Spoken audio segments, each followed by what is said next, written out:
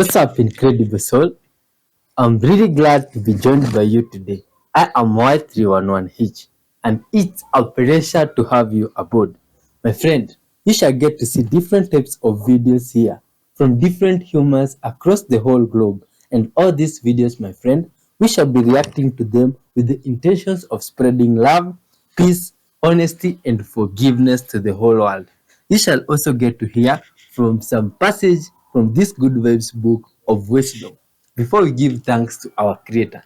So let's hear what this passage tells us. Yet to all who received him, to those who believed in his name, he gave the right to become children of God. Children born not of natural descent, nor of human decision, or a husband's will, but born of God. That, my friends, is from John 1, 12 and 13. Interesting creatures of earth. Let's give thanks to our Creator. Thank you, dear Lord Father, for this wonderful day, for this video, dear Lord, that we are going to react to. Guide us, dear Lord, as you do that. Help us to spread our message of love to the whole world. Fill us, dear Lord, and our lives with love, kindness, and joy from you, Father.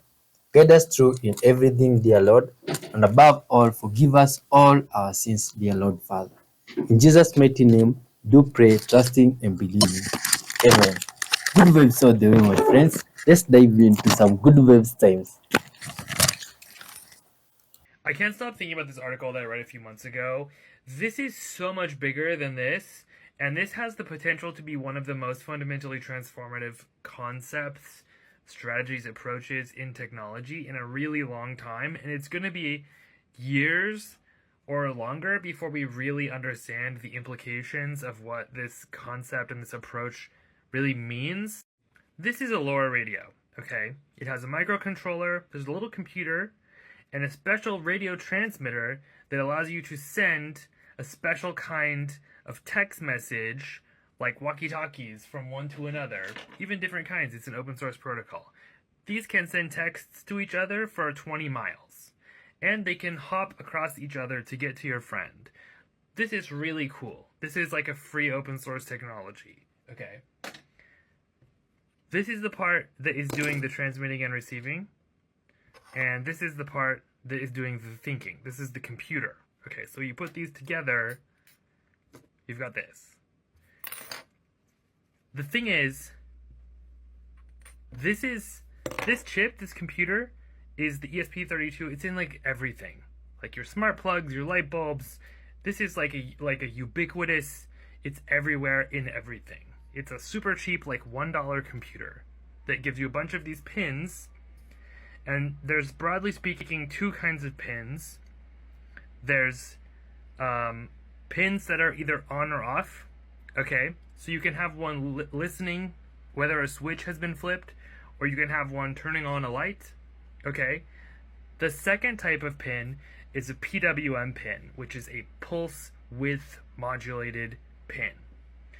Now that's going to do things like listen for fluctuations. It's going to listen for different kinds of sensors that are sending complicated messages to it, like for example this one that sends the temperature, humidity, and barometric pressure. That's a lot of information to be sending constantly, so it doesn't send it as like on off. It sends it as like, here's a bunch of stuff, and then the PWM pin can listen for that and interpret it and understand what's going on. Okay, so what this person did in this article is they figured out that you can just think about what this is going to be transmitting, the packet that this is going to transmit with a specialized radio, the frequency that it's going to be transmitting it on, modulated, okay? And you can just send that out a PWM pin. You don't even need the radio. And it works. This is insane because it means essentially every computer includes a number of software-defined radios. Okay, so like this one, this is a very specialized software-defined radio. This can transmit on any frequency up to 1 gigahertz and receive. You can hijack satellites with this. I wouldn't recommend it. It can do all kinds of stuff. In fact, it can do anything within its frequency range. Okay, so you can use it as a walkie-talkie, you can use it as a CB, you can listen to the satellites that are transmitting the pictures that they're taking as they fly over, to all the different services that let you see those on Google Maps and stuff. You can do anything. You can hijack someone's car. You can learn the signal that your key fob uses to open your car door, or someone else's, and people do. This can do anything. And now so can this. And this is in everything. Imagine the implications. Imagine every light bulb in your house is suddenly transmitting incorrect GPS information to all of your devices. That's possible now. Imagine it's listening for the signal that your key fob uses to unlock your car. Imagine someone has hacked into your light bulbs in your house and has all of that. And they can just walk up with theirs and take your car. All of this is now trivially easy, and so much more because of this new innovation, which is just so obvious when you think about it. It's going to take us a long time to really grapple with the implications of that. The biggest mistake that people make when it comes to storytelling is probably not what you think it is. I am Marsha from YesYesMarsha.com. I teach storytelling, and people often think when they start talking to me that the biggest mistake in storytelling is people putting in too much detail. But what I have seen over and over again in badly told stories is that the biggest mistake is not putting in too much detail. It's not putting in enough of the right detail, and the right detail being answering the question, how did you feel? You need to include emotions in your stories if you want us to care about them. There's 3 reasons why. Before I tell you what those are, imagine a story that I tell that starts like this. I crashed my car into my neighbor's fence. Okay. What about I crashed my car into my neighbor's fence and I was terrified? I crashed my car into my neighbor's fence and I was delighted. Okay, you're pulled in. So that's the first reason, is it draws you in, because as humans, we hate being curious. We really want to find stuff out, but we also love it because it floods our brain with dopamine and oxytocin. So if you create that curiosity by telling us that you felt a certain way, but don't yet tell us why, we're going to keep listening because we want to find out why. Like, are you delighted that you crashed your car into your neighbor's fence because you're in love with your neighbor and you want to talk to them? Is it because you hate your neighbor and you want to wreck their house? We're going to keep listening. So number 1, it keeps people listening. Number 2, is it shows us whether or not to care about the story. If you say you crashed your car into your neighbor's fence, that might not be that big of a deal for you. This might not be a great story. But if you say I crashed my car into my neighbor's fence and I was terrified, we know that it's a big deal. So we know some stuff is about to go down. So we will keep listening and we're engaged because we know what the stakes are. So make sure that you include what the stakes are of your story. Why should we care about what's about to happen? And the third thing, my favorite thing about including emotion in storytelling, is if you include emotions, we can reach in and grab the story, because maybe we have never crashed our car into our neighbor's fence, but we know how it feels to feel terrified. So now we can see ourselves in your story. I always think when you're telling a well-told story, what you're really trying to do is elicit a Freaky Friday style body swap between the person listening to the story and you in that moment. And the brain science backs this up. When they've looked at people's brains when they're listening to a well-told story, their brain literally thinks the story is happening to them. So if you include emotions, it's an easy way for us to be able to connect to your story, even if we've never had that experience, because we almost certainly have had that emotion. So next time you're telling a story, don't forget to answer the question, how did you feel? How did you feel? How did you feel? 99% of people don't truly understand how ChatGPT actually works. In the next 3 minutes, I'll explain it without making you feel stupid. Hi, my name's Catherine, otherwise known as CatGPT. I make non-pretentious, non-patronizing videos about AI, and for 7 days, I'm taking over the ChatGPT TikTok account. Okay, let's start with when you type in text into ChatGPT and you press enter. A couple of things happen. First, ChatGPT breaks up your text into little pieces. The reason this is important is because ChatGPT is going to compare the words that you gave it in the particular order that you wrote it in to all the other word orders it's seen before. Okay, let's back up. Several years ago, a bunch of researchers showed a computer program a bunch of text, like bunch of books and articles and web pages, all of it written by humans. They had the computer program look at patterns in the text, such as how likely certain words were to follow other words. Over time, the computer might learn that the odds that the word cute is followed by dog might be 10%, but the odds that cute is followed by socket wrench is almost 0%. Then what the researchers did is they started giving the same computer program fill in the blanks. The computer could then use the probability that it had learned after seeing all of those examples of ways that humans write and talk to make a guess about what's a word that could generally make sense if you put it in a blank. First, the model kind of sucked, but the researchers didn't stop. They kept giving the model more and more and more examples of written text until eventually the computer model got so good at predicting what words follow other words that it didn't just fill in the blanks with one word. It could actually start filling in blanks with entire paragraphs and lists. ChatGPT is basically performing fill in the blank. Now, of course, you're not asking ChatGPT, hey, please fill in the blank, but it doesn't really matter, right? Because all ChatGPT needs to do is predict what string of words would likely make sense if they followed the prompt that you gave it. And this can show up as a response to a request, an answer to a question, or even just a conversation. So functionally, you can think of ChatGPT as like autocomplete on steroids. Like the strongest steroids to ever exist. But behind the scenes, you now know that ChatGPT works by using an incredibly complex statistical model that predicts what words are likely to follow other words. It might look like language, but it's actually math. Now use your magical charms. Use the spells you have worked at all these years. Maybe they will do you some good. Maybe they can make someone afraid of you. All the advice you received has made you tired. Where are all your astrologers, those stargazers who make predictions each month? Let them stand up and save you from what the future holds. But they are like straw burning in a fire. They cannot save themselves from the flame. You will get no help from them at all. Their hearth is no place to sit for warmth. There's a temptation to make yourself small when you meet new people. You'll notice this in all kinds of social settings. Certain people will purposefully make themselves small. Physically, they slouch their shoulders, they bend their back and their neck forward, they make their voice sound whiny and high-pitched. Verbally, they self-deprecate or ramble or set themselves up to be the butt of a future joke. And it makes sense why some people do this, make themselves small.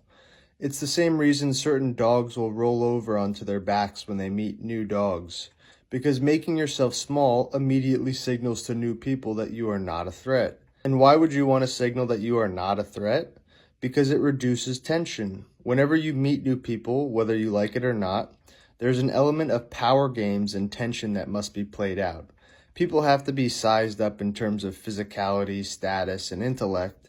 And so making oneself small is a quick way to get rid of that tension. Others will immediately loosen up in your presence if you make yourself small. However, the reason they loosen up is not because they trust you, but rather because they don't fear you anymore.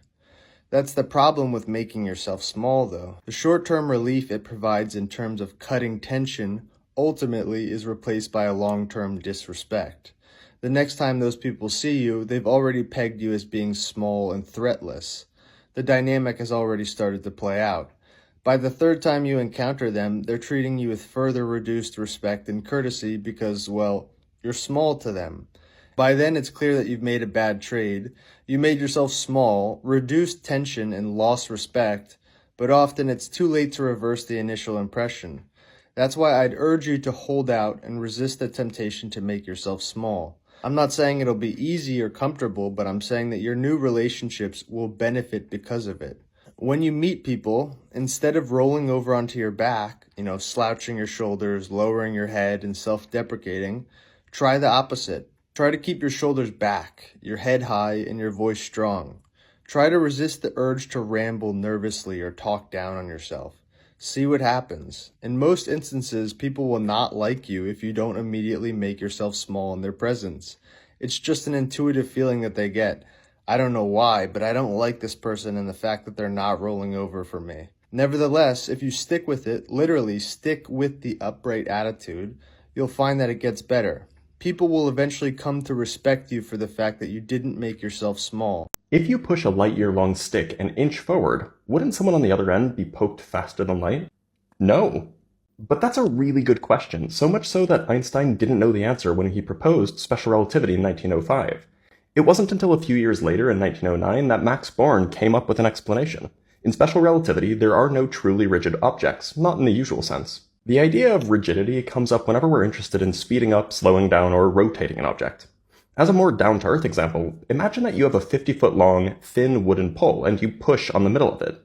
It'll take a moment for the ends to react. Because the pole isn't infinitely rigid, it bends when a force is applied non-uniformly. Now, in Newtonian physics, infinite rigidity is a non-issue. Of course, there are no infinitely rigid bodies in reality, even in Newtonian physics, but it doesn't break any laws of nature. So it can be useful to approximate objects as if they're infinitely rigid so that we may better understand other aspects of the system under study. And that's because there's no upper speed limit in the Newtonian paradigm. But in special relativity, there is an upper speed limit, the speed of light. And while that might seem like it shouldn't affect anything, this explicitly puts an upper limit on rigidity. See, rigidity is closely related to the speed of sound. Remember, the speed of sound tells you how fast a disturbance, like a sound wave, can propagate through a material. While we don't usually think of bending or warping as sound waves, they are certainly disturbances.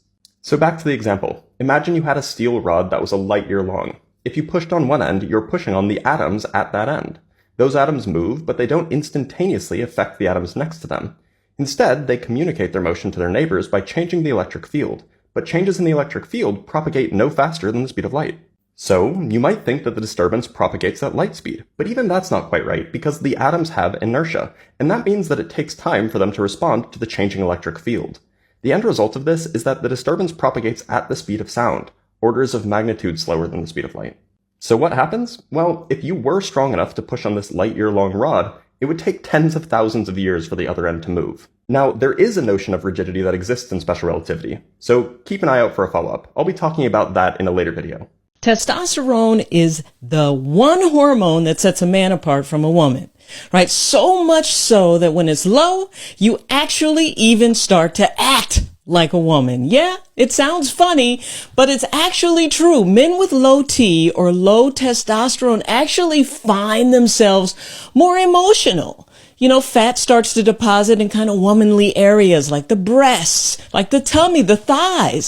Studies have really shown early on that in truck drivers in India, they even started to have trouble parking their rigs. So low testosterone means low to no sex drive, lacking energy, and a struggle with motivation. I'm going to give you a life hack that's going to change how you attach to people, how people respond to you, how magnetic you are.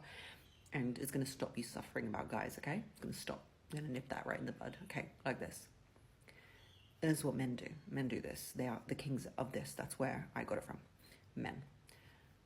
When Gerald does something for you, instead of thinking, and let's say Gerald got you a meal. He made you a meal. Instead of thinking, wow, Gerald is so amazing. He made me a meal. Gerald is so amazing. He changed my tires. Gerald is so amazing. He bought me some flowers. You uno reverso. I am so amazing. He decided to make me a meal. I am so amazing. He changed my tire. I am so amazing. He bought me flowers. When you do amazing things for a man, he doesn't think, wow, she's so amazing. She did that for me. He thinks, I'm so amazing. I must deserve that. And his ego grows. The more you do for him, the more he loves himself. The more you do for yourself, the more he loves you. I've told you that formula.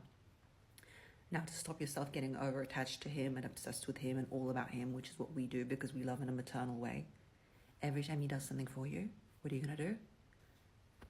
Must mean I'm so amazing. Do what he does. Must mean I'm so good. Every time the world is kind to you, give it as a merit to yourself, not to him. So at the end of it, you're going to be more and more attached to you and not to him. You're welcome. This video is to remind you that this plant, the tobacco plant, has done nothing wrong. This plant is not corrupt and created a terrible industry that got millions of people addicted. This plant is just existing, producing molecules, and it's been used as a sacred, medicinal, spiritual product for a long time. This year, I grew a bunch of different varieties to test which ones make the best blunt wraps, and a lot of people around me love to consume tobacco. I personally don't love it, but I grow it to make sure that they can have clean, quality products that is not purchased through an industry that I do not support.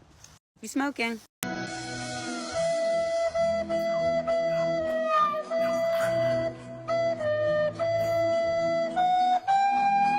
The complication you'd be worried about with air in an IV is something called an air embolism, where the air actually obstructs blood flow. This can be life-threatening, but typically small air bubbles like this in an IV going into your veins aren't much of a concern. Why? The amount of air that would need to be injected into an IV to cause an air embolism, about 50 mLs, which is equivalent to a small bottle of perfume or cologne. The paradox of the plankton is the fact that there seems to be way too many species of plankton for what limited resources they have to share. Like, there are somewhere around 20,000 known species of phytoplankton, which are specifically plankton that can photosynthesize energy from the sun. And MIT estimates that there are likely around 100,000 different species of phytoplankton altogether. Individual plankton are called plankters, and it's estimated that there are 1 quintillion photosynthesizing plankters in the world's oceans. That's 1,000,000 billion dang all plankters, and they produce about half the world's oxygen. And all those species of phytoplankton seem to compete for the same limited resources, like light, nitrates, phosphates, and iron. But in ecology, there's a principle called the competitive exclusion principle. When multiple species coexist in a habitat and compete for the same resources, one species generally outcompetes the others. And then that species dominates others with competitive advantage. So the other species will either go extinct, or they'll have to evolve or change their behavior to fulfill a different competitive niche. A classic example from ecologist Robert MacArthur in 1958 explains how 5 different species of warblers can coexist in spruce trees in Maine. All 5 species of warblers mostly eat insects and largely forage in spruce trees, so they seemingly directly compete with each other. But what he found is that the different warbler species primarily forage in different parts of the tree. The Cape May warbler forages in the valuable top part of the tree, and the myrtle warbler is resigned to foraging in the bottom parts of the tree. And when they stay in their own lane, they compete with each other less and have access to different insect prey. MacArthur called this way of getting around the competitive exclusion principle by carving out your own specific ecological niche, resource partitioning. For the other kind of example, North America's eastern gray squirrel was introduced into the UK in the late 1800s, where it competes with its native red squirrel. In the 1870s, there were an estimated 3.5 million red squirrels in the UK.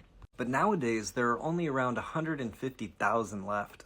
They don't even regularly fight each other directly, but the eastern gray squirrel has quite a number of advantages.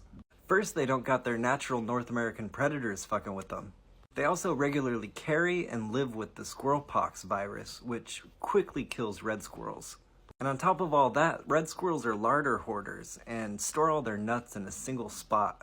But gray squirrels are scatter hoarders and regularly pilfer the red squirrel's larder hoards. So if nothing's done about it, gray squirrels will probably eventually outcompete red squirrels in their entire Eurasian range, and the red squirrel will likely go extinct. Alright, back to plankton. Scientists have been trying to find ways to explain the diversity of plankton since 1961. That's when the paradox of the plankton was first described by ecologist G. Evelyn Hutchinson. He suggested a few ways to resolve the paradox himself, like how light behaves in the ocean. Obviously it gets deeper the darker you go, but different wavelengths of light get absorbed at different rates.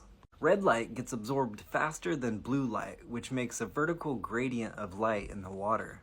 And that means that life itself isn't actually a singular ecological resource. It's actually a multitude of different resources depending on how deep you are in the water. And it turns out that there's a huge variety of photosynthetic pigments that allow phytoplankton to absorb different wavelengths of light. Another explanation is that the ocean is hardly a static environment.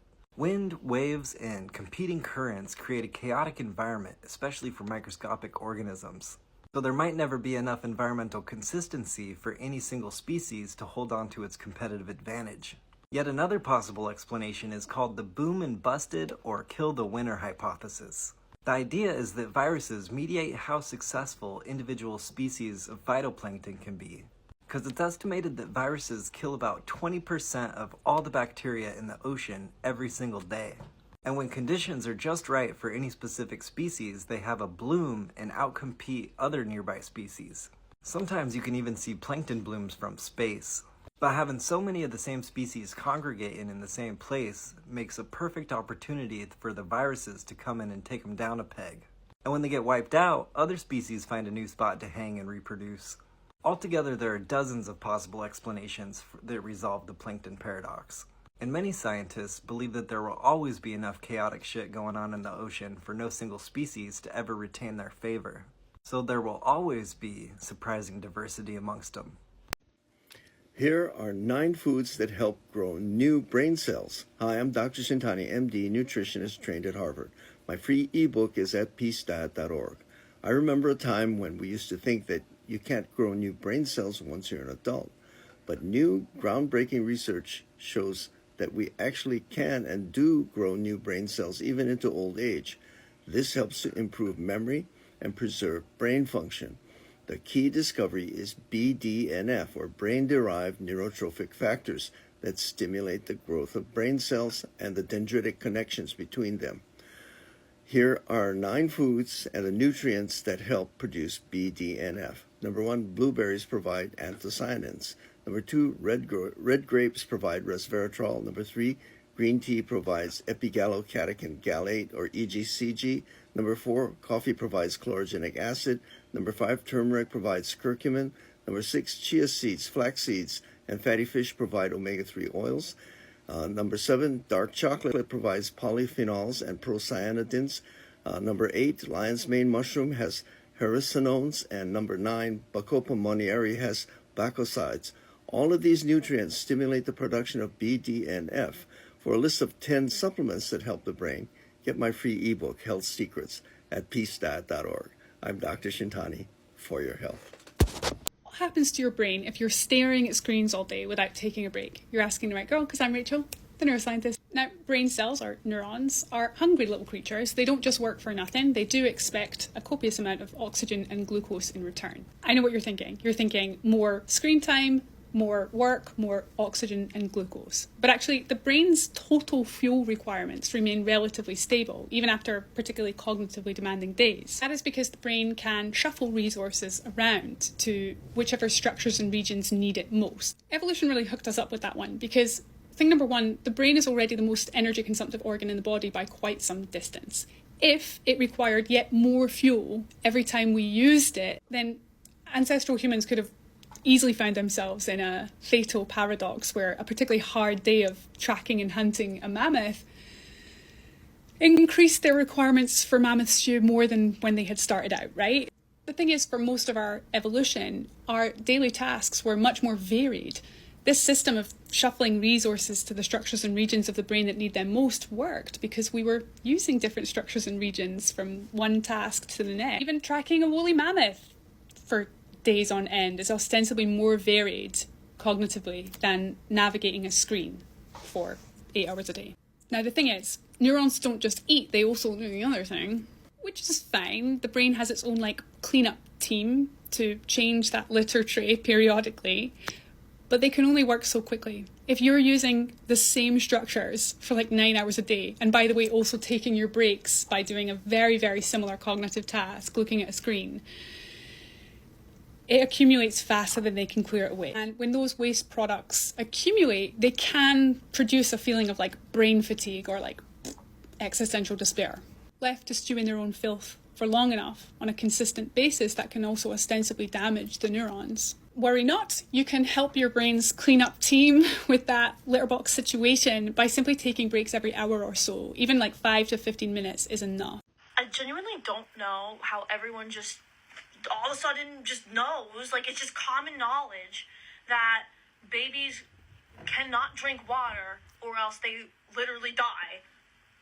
This is a fact that is told to a lot of new parents. If you feed a newborn baby water, that baby is at risk of water intoxication. A newborn baby's kidneys are tiny. They're about the size of a grape, so they're not fully developed. So feeding your newborn baby water can result in hyperdilution of their blood. This can result in seizures and even death.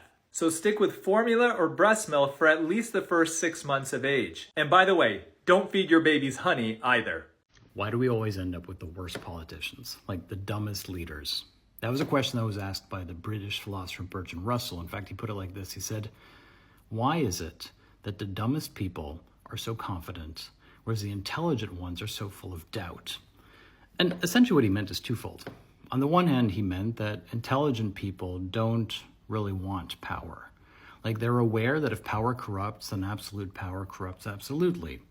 Vice versa, less intelligent people are those who want power for power's sake, and they tend to be very determined and self-confident and sometimes even corrupt. This means that inevitably, those people who come to power are those who are undeserving of it, and vice versa, those who don't aspire to power would be worthy of it. And this imbalance in the system means that the worst people become our leaders, and the least intelligent ones, whereas the intelligent ones stay at home and do something else, and essentially don't want to be a part of it. And so the problem with the world today, argued Bertrand Russell, is that the most intelligent people are those who have doubt, and the least intelligent people are those who are so full of themselves.